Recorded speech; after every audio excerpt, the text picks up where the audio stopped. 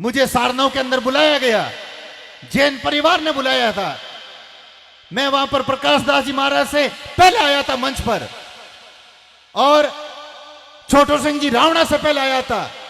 3.25 घंटे तक बैठा रहा मैं, 3 बार पर्ची भेजी थी, लेकिन उन्होंने बोलने का मौका नहीं दिया। मैं ऐसे कार्यक्रमों की ठोकर मारता हूं। कुशालगिरी के पास में कार्यक्रमों को कमी नहीं है, 30 दिन के अंदर 100 कार्यक्रम आते हैं। मुझे जरूरत है मकराना जैसे लोगों की, मुझे शौक नहीं है।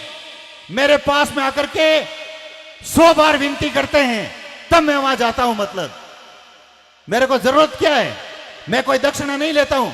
वहां पर प्रकाश दास जी ने 1.5 लाख रुपया लिया था भजन गाने के लिए, कुशालगिरी ने 1 पैसा नहीं लिया। मैं वहां से मंच से चुपचाप उठ करके चला गया। मैं अपनी मर्जी का मालिक हूं। मुझे जो है ना सारनाथ, ऐसे जैन परिवार को कुशालगिरी की जरूरत नहीं है। कुशालगिरी अपने दम पर चलता है, साफ कहता हूं और सीधी बात करता हूं। उन्होंने भजन संध्या में बुला करके एक संत का अपमान किया है। मुझे सारनाथ जैसे भजन संध्याओं की जरूरत नहीं है। मैं अपने हाल के अंदर मस्ती हुए हूं। मैं बात कहता हूं, अपने दम पर कहता हूं, साफ कहता हूं और साफ नीति पर चलता हूं। मुझे राजनीति नहीं आती है, साफ नीति आती है। एक बात कह रहा हूं मैं, जिन लोगों ने, मैं 450 किलोमीटर गया था, मैं गाड़ियां लेकर के गया था, 3.25 घंटे तक बैठा रहा, 3 बार स्लिप दी थी। वो प्रकाश दास साफ कह रहा हूं मैं, संत की मर्यादा नहीं जानता है कि एक महामंडलेश्वर क्या होता है।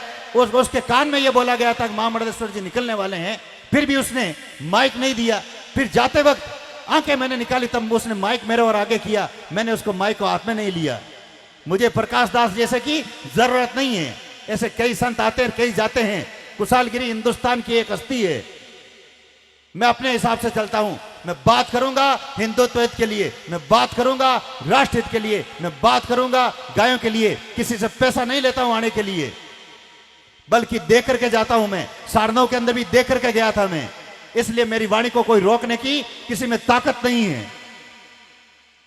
इसलिए मेरे भाइयों, जरूरत है आज देश को ऐसे राजनेता हो, ऐसे उद्योगपति हो, ऐसे संत हो, डॉक्टर ओम जी मुंडेल जैसे गौ रत्न हो, जो गाय के लिए, राष्ट्र के लिए, हिंदुत्व के लिए बोल सके और खुला बोल सके। ये हर कोई किसी की बात नहीं किए, हर कोई कहता ना संत, उसके बस की बात नहीं है। बहुत दुख होता है मुझे। पाकिस्तान का अधिकृत कश्मीर नहीं, पूरे पाकिस्तान और चीन की जो कब्जा किए हुए जमीन, श्रीलंका, नेपाल, भूटान, तिब्बत, अफगानिस्तान, इन 10 टुकड़ों को भी वापस लेने की ताकत हम रखते हैं। भाइयों, मेरा आपसे कोई विरोध नहीं है, लेकिन जब राष्ट्रभक्ति की बात आती है, हिंदुत्व की बात आती है, गाय की बात आती है, आप अपनी दुश्मनी भुला लेना और उस समय एक हो जाना। मैं कहता हूं, भारत अखंड भारत बनेगा, विश्व गुरु बनेगा।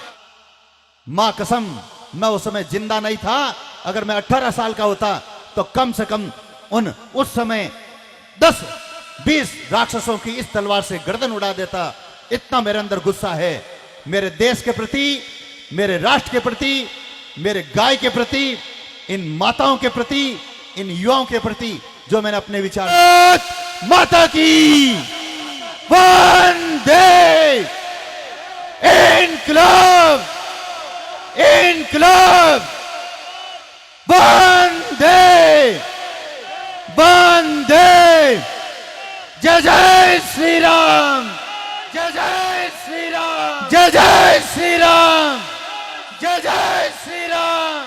डायलॉग थे 2022 क्यों, उसको आप छोड़िए और 2023 को मैंने 4 नए नारे दिए हैं। उस पर हम काम कर रहे हैं कि भारत हिंदू राष्ट्र घोषित होना चाहिए। उस पर बराबर आवाज उठाते रहेंगे तो एक दिन हमारी ये मांग जरूर पूरी होगी।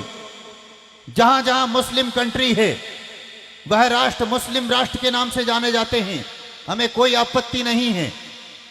लेकिन भारत के अंदर हिंदू बहुसंख्यक है, तो संविधान के अनुसार भारत हिंदू राष्ट्र घोषित होना चाहिए। दोनों हाथ खड़े करके भारत माता की। लेकिन ये आपका लाडला, ये कुशालगिरी अपने पास में सब साधन होते हुए भी, तन मन धन खर्च करते हुए भी आप लोगों के बीच में ये चार बात जरूर रखता है कि भारत हिंदू राष्ट्र होना चाहिए, गौ माता को राष्ट्र माता घोषित करना चाहिए, एक देश एक कानून होना चाहिए और गौ तस्करों को फांसी होना चाहिए।